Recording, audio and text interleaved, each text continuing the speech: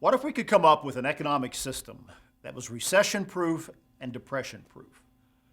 We asked this question in the last BT Daily in a series that we've started on the subject of the Jubilee, the biblical Jubilee that is described in Leviticus chapter 25. We talked about it in an overview last time, and I want to dig a little bit deeper into it here for a few minutes and show you one of the components of the 50-year cycle of the Jubilee. We break it down into the 7-year cycle. We can gain a little bit better understanding of some of the mechanics of how it works.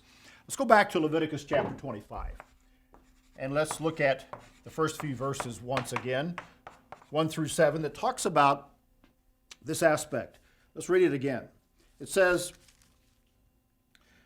God spoke to Moses in Sinai, and he said, when you come into the land that I give you, the land shall keep a Sabbath to the Lord. 6 years you will sow your field, and 6 years you will prune your vineyard. But in the 7th year will be a Sabbath of solemn rest for the land, a Sabbath to the Lord. You'll neither sow your field nor prune your vineyard. All right, what we have described here is a cycle of 7 years. Let's just draw that up here, or put the numbers up on the board to get an idea. Every 7 years, there came a time when there was a year of rest on the 7th year, and then the 8th year would pick up. Leviticus 25 describes that there was to be no sowing done within the land, and what this is describing is a rest for the land. So God in his promises here and other scriptures would show that on the 6th year, a double portion would actually be promised of blessing to carry people over into through the 7th year and on into the 8th year when another crop would be planted and a harvest gained.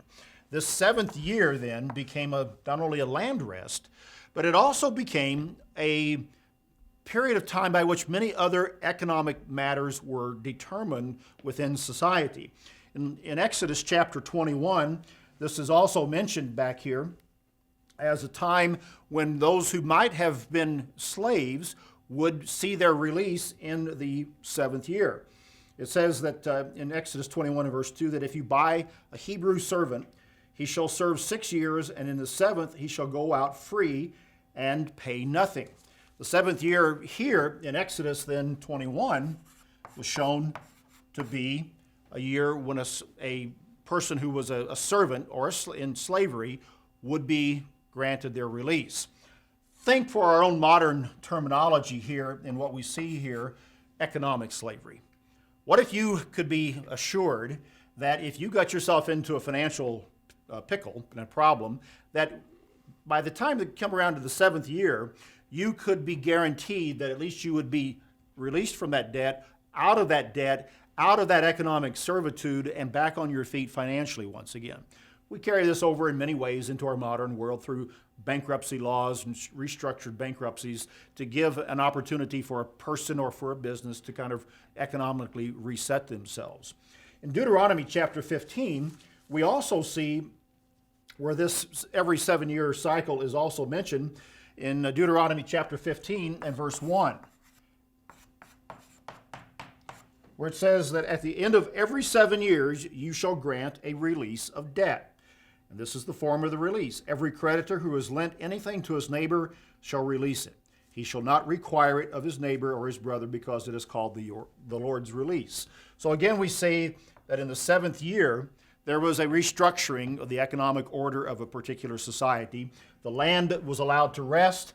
Debts were forgiven. Even individuals who had made certain mistakes and incurred debt by business failure or whatever, they could be assured that in a given amount of time, that debt would either be worked out, would eventually be forgiven, and they and their family, and perhaps even other generations within the family, would not be saddled with an onerous debt that could never, ever be repaid.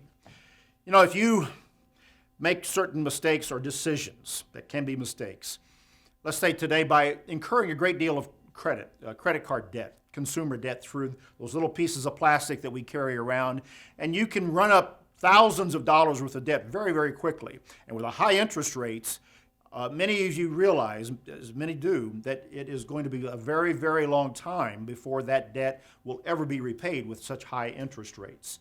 Mistakes can be made by the decisions that we make.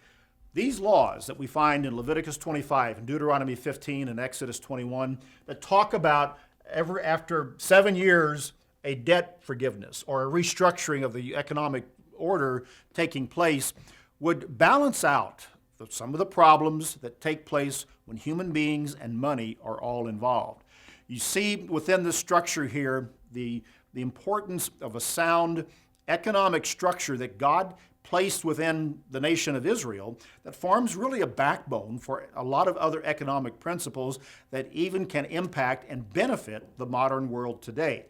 Now, this is just looking at the cycles of every 7 years. We talked about in the previous BT Daily that the Jubilee year involves 7 cycles of 7 plus 1 to get to the 50th year of the Jubilee. We'll come back to that and talk about it in the next Beyond Today episode that we're talking about. But let's look at what we are dealing with. We're talking about the forgiveness of debt. We're also talking about financial education, because a person caught in a debt trap, and knowing that in the 7th year there was the hope of being released or having the debt worked off, is going to learn certain lessons that will keep them from going back into it, hopefully. But if they do, there's another 7 years or so down the road, and there's a cycle of education that can keep people from recurring those debts and those problems. You also have a balanced economy. If you understand that every 7 to 50 years there is going to be a restructuring of society, what this gets into is to realize that if land is valued on a 50-year cycle, then the value of that land can be guaranteed throughout that entire cycle, thus ensuring that there's not a wide fluctuation of prices by inflation or recession, and decisions can be made that are going to be sound to regulate the economy of a given people. God's financial laws are in the Bible. They do work, and they can keep any society using those from experiencing the wild fluctuations that we see today.